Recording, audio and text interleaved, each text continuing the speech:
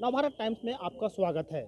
ED की दबिश रांची में देखी जा सकती है। आज अहले सुबह ईडी के द्वारा जहांगीर नाम के एक शख्स पर घर में छापामारी की गई, जहां करोड़ों रुपए बरामद किए गए और ईडी के द्वारा पूछताछ में यह बातें सामने आ रही है। ये पैसा जो झारखंड के जो मंत्री है आलमगीर आलम के जो पीए है संजीव लाल का बताया जा रहा है। हालांकि ईडी की टीम अभी भी इस अपार्टमेंट में छापेमारी जारी रखी हुई है और अभी कुछ देर पहले नोट गिनने की जो मशीन है वह बुलाया गया है और अंदर ईडी के अधिकारियों के द्वारा नोट की अभी जो गिनती है वह जारी है। आप देख सकते हैं उसके लिए सीआरपीएफ बल को भी तैनात किया गया है और यह छापामारी आज सुबह ही की गई है और इस छापामारी में ईडी को बड़ी सफलता हाथ लगी है।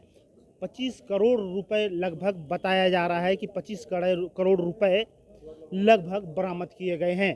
लेकिन जिस शख्स के घर में छापामारी की गई है उसका नाम जहांगीर है, जो इस अपार्टमेंट में रहा करता था। हालांकि पैसा बरामद होने के बाद उन्होंने जो पैसे की जो टर्नओवर और लेन देन जो बताया है वह आलमगीर आलम के जो पीए है संजीव लाल के बारे में बताया गया है।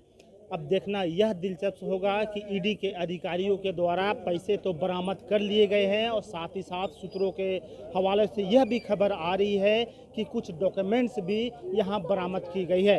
अब देखने वाली यह बात होगी कि छापामारी के बाद ईडी को क्या हाथ लगती है। नवभारत टाइम्स के लिए रांची से नैयर।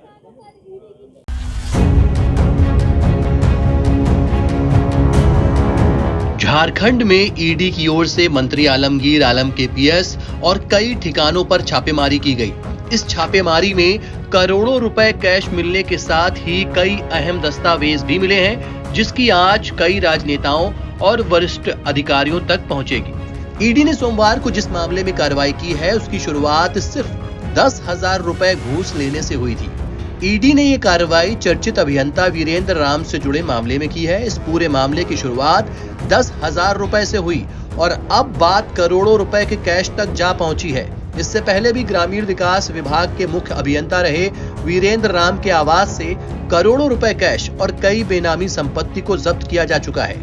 ईडी ने जिस मामले को लेकर वीरेंद्र राम के खिलाफ कार्रवाई शुरू की थी, ये मामला 10,000 रुपए घूस से जुड़ा था। 13 नवंबर 2019 को एसीबी ने वीरेंद्र राम के मातहत जूनियर इंजीनियर सुरेंद्र प्रसाद वर्मा को एक ठेकेदार से 10,000 रुपए रिश्वत लेते हुए पकड़ा था। हालांकि जेई की ओर से ठेकेदार से 1 लाख रुपए रिश्वत की मांग की गई थी। जिस वक्त सुरेश प्रसाद वर्मा को पकड़ा गया था उस दौरान वो जमशेदपुर में वीरेंद्र राम के मकान में रहते थे। एसीबी ने जब सुरेश वर्मा के ठिकानों पर छापेमारी की तब घर से 2 करोड़ रुपए से ज्यादा बरामद हुए थे। उस वक्त सुरेंद्र प्रसाद वर्मा ने बताया था कि पैसे वीरेंद्र राम के हैं और उनके रिश्तेदार ने पैसे रखने को दिए थे। इस मामले में सुरेश प्रसाद वर्मा को जेल भेज दिया गया।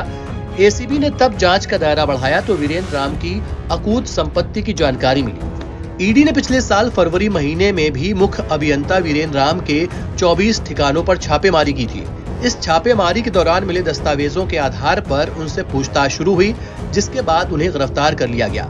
झारखंड के इस मुख्य अभियंता के ठिकानों से 30 लाख रुपए के अलावा 1.5 करोड़ रुपए के जेवरात भी मिले थे।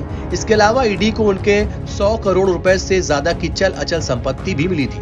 बिहार के सिवान जिले के मैरवा के मूल रूप से निवासी वीरेंद्र राम की ताकत का अंदाजा इसी से लगाया जा सकता है कि साल 2019 के विधानसभा चुनाव में वो अपनी पत्नी को बीजेपी टिकट पर चुनाव लड़ाना चाहते थे, लेकिन समय ने साथ नहीं दिया। एसीबी की जांच में उनका नाम सामने आ गया और अपनी पत्नी को टिकट वो नहीं दिला पाए।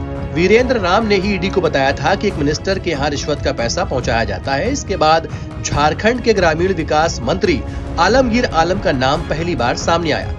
इस जांच के दौरान ही आलमगीर के निजी सचिव संजीव लाल का नाम सामने आया और अब संजीव लाल के घर में काम करने वाले नौकर के यहाँ से ये कैश बरामद हुआ है। अब जिस शख्स के यहाँ से ईडी ने इतना करोड़ों रुपया बरामद किया है उसको सिर्फ 15,000 रुपए सैलरी मिलती है। हालांकि अब अधिकारियों ने नोट गिनने वाली मशीन और कर्मचारियों को बुलाया है। ईडी का मानना है कि ये काली कमाई का हिस्सा है। एनबीटी ऑनलाइन की रिपोर्ट।